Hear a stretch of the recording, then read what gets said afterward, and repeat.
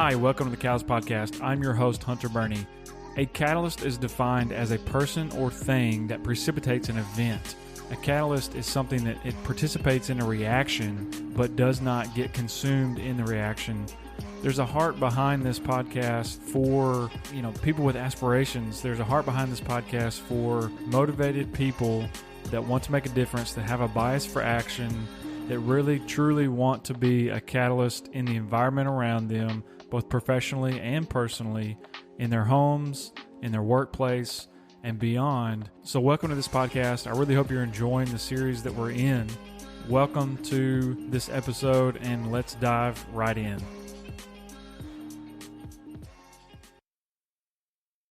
Welcome back to the Catalyst Podcast. We are in this transformation series, third segment with Blair Nicols. And just want to kind of continue the conversation. If you have not listened to episodes 1 and 2, be sure to go back and catch those. I'm just I probably have way too many questions just because I'm curious about this world that Blair lives in and the evolution of it.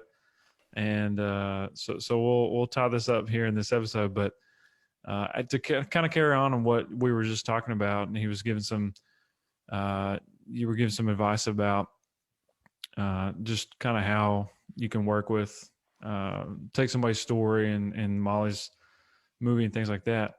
And in my head, I was just wondering, like, is there a mix of, like, if I'm one of, if I'm, one of your, if I'm in your agency, is there a mix of, hey, there's specific events or like a target audience that I want to go after, and maybe there's other events that have kind of requests that put out requests to you guys saying, hey, here's what we're looking for. How does that kind of match up? Like, how do you ensure that right events or right people getting booked and all that? What does that kind of marriage up look like? Yeah, that's a great question. And, speaking agents, speakers bureaus, a lot of times we think of ourselves as matchmakers, right? Because right. Corporations come to us, conferences come to us and say, hey, we're looking for, they might have a speaker in mind. And sometimes they might not have the budget for that speaker. So you need to propose alternatives. Like, this person is a great subject matter expert on that same topic, and this is what their topics are, this is what they speak about. Or you give them, like, hey, we just need someone that can talk about diversity and inclusion or marketing or sales, and you can give them like options within a price range. So that's what speakers bureaus really specialize in, like more of that kind of matchmaking. They've got a speaker for any need that a buyer, so to say, would need. We're a little unique in the Sage agency that we're the only agency that can offer you free speakers all the way up to those headliner speakers, because our speakers, as we've been talking about, are more interested in the opportunity that a stage provides to help grow their business than they are just about getting paid. So we can be a real resource for event planners in that same way, where they might have a budget for 1 or 2 of their headliners. Those are going to be their big name speakers, but they've got, different breakout sessions and other spots to fill. And so we can actually be a one-stop shop for them in that regard. But on the speaker side, it's interesting, you mentioned that as well. In the bureau model, in the agency model, a lot of speakers, they'll speak to anyone as long as they can pay their fee. Mm-hmm. They might have preferences, and they might know that there's certain audiences that resonate more with them than others. But in my experience, if the organization is willing to pay their fee, they'll go and speak to them, and that's kind of what they're there to do. That's the gig.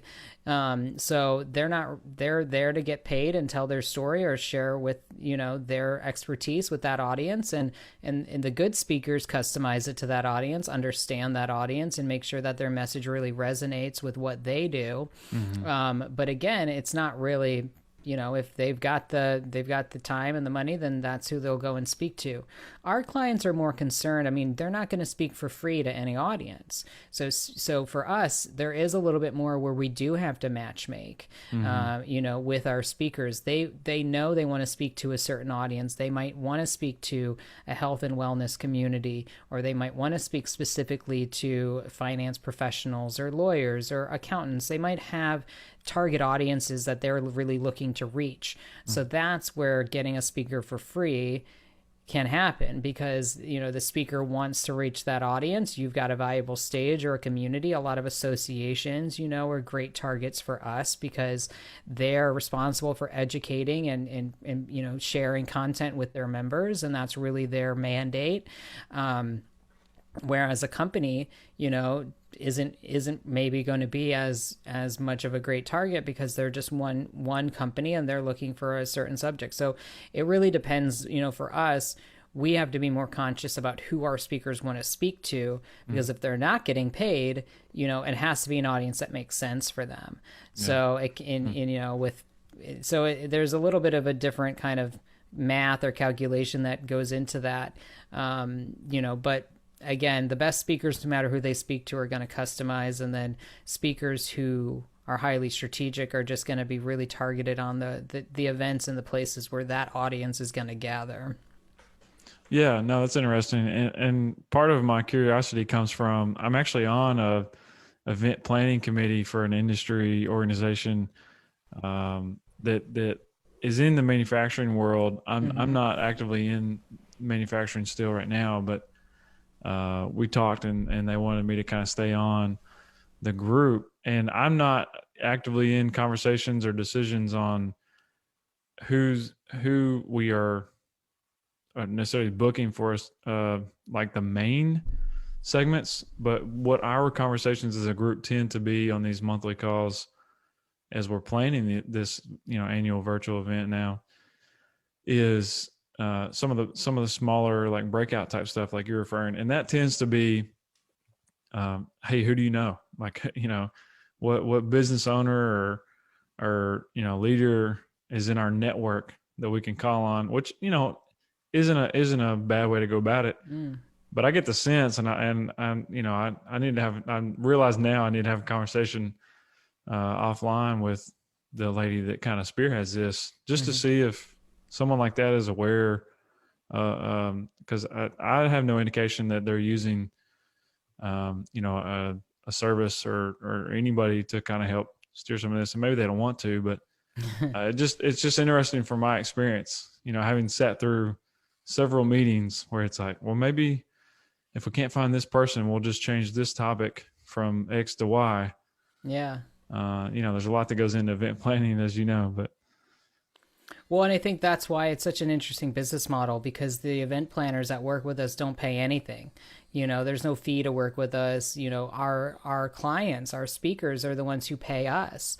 So we are really, like, that's our big goal this year, is getting the word out about our service, because I don't think a lot of meeting planners are aware of us. So they might know where to go when you've got a budget, but they're afraid to go to a bureau or an agency if they don't have a big budget, or they don't want to have to spend money, because they know that they're only going to get service or be able to work with them if they do. So, I'm trying to get out there and make sure more meeting planners are aware of what we do, because I think it is special, because our speakers want to get out on stages. They're looking for, subject matter experts, and they used to have to rely on those referrals or hunt them down one by one to find that speaker that maybe then they need to kind of twist their arm. So we are unique in that regard. And because that's our business model, we just have to continue to get the word out and educate more people in the market that we exist. Yeah, cool. Well, I'm glad I get to be a part of that with having you on here. I know, I appreciate it. Absolutely. I think it's pretty cool, and like, I'm glad, because there's times where people would reach out to us at the bureau and I'd get all excited because I'm a salesman, I'm working on commission, and then they're like, our budget's $1,000, and you're like, oh man, like, well, I guess this one is not going to be, and I want to help. I don't want to just say, well, sorry, I can't work with you. Like, go away. Right. I love that anyone can come to us with a huge budget, no budget, and we can at least give them some options. And a lot of times they're, just thrilled that we've got options for them. So I think it's pretty cool. That's cool. So as we kind of start to wind this conversation down, two main things that I like to kind of end with.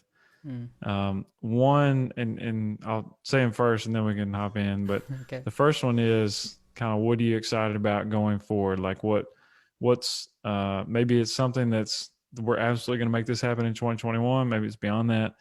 And the second, and you've already given some good advice. So maybe we're just kind of reiterating some things, but I like to end with, hey, what, to that earlier career, high achieving professional emerging leader type person, what advice would you give? So we'll kind of cap things off with that. But when you look forward, what are you most excited about right now? I love this question. And, we did talk about this a little bit maybe in the first episode, but just to reiterate, and just what I'm excited about is the bounty of opportunities that are going to be available for speakers and event planners in this new world where virtual has become a very viable option, and not to be afraid of this hybrid model. We were at a retreat last week with 50 people and on site, very as safe as we could be. We were tested, all of that good stuff. But we also had about 50 or 60 people on Zoom, coming from their homes so they could be part of the experience, and we could facilitate between the two groups. And we're really excited about how events are really going to be hybrid in the future. I'm imagining kind of people on stage and then walking into a smaller room and then interacting with, the people at home for like a private Q&A, and so I'm imagining events in just a very hybrid way, and how that allows event planners to scale, sell virtual tickets, sell in-person tickets, create different experiences for people on site and at home that are different and special. And I think that's something that's definitely going to be happening in 2021, because I know in-person events are already getting booked for 2021. Okay. Probably going on right now when you're listening to this episode.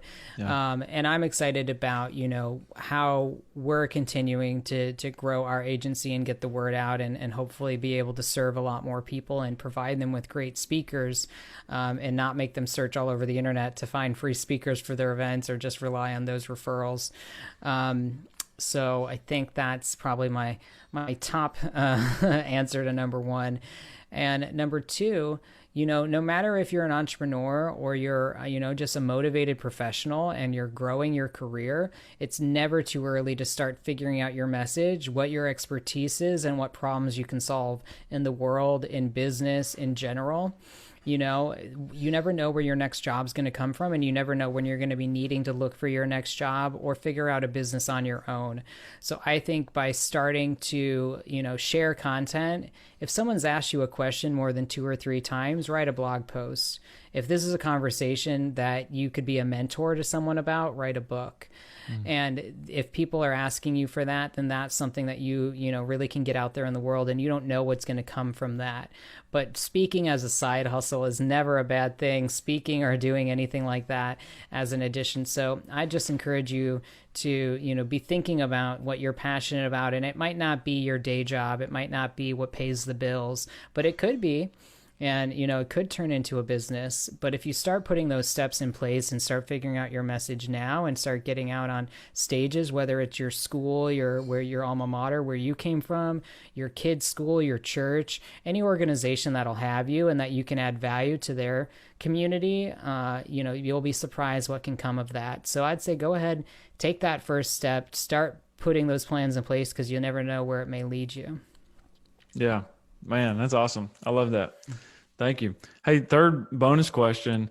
Okay. And I meant to ask this earlier and just came back to me.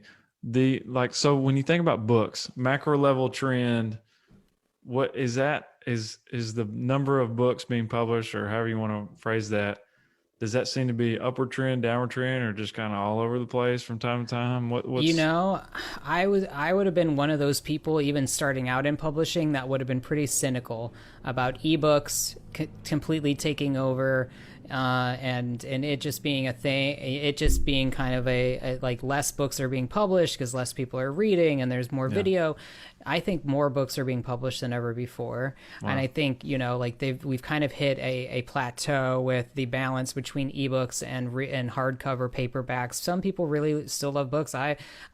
When I moved to LA 8 years ago, I was like, I'm not going to buy any more physical books. I had so many books. I can't fit anymore in my home, so I started getting everything on my Kindle, and now I'm back buying paperbacks and kind of nostalgic for the books. So there's a nice balance to that. So I think there's definitely always going to be more books, and we see more people self-publishing than ever.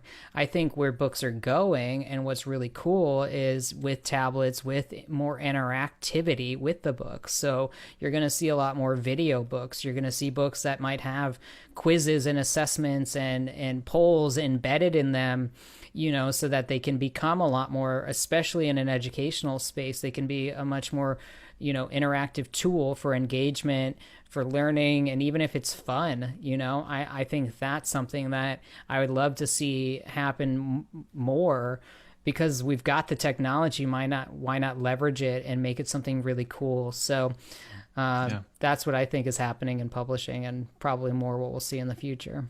Yeah, no, that's interesting. And I was just wondering because I do, and I think a couple of the guests that I've had from Advance Your Reach have been tied to, a recent book. And I've just interacted with a lot of people in this space that a book is either something they're working on, just released, or, it's somewhere in their story.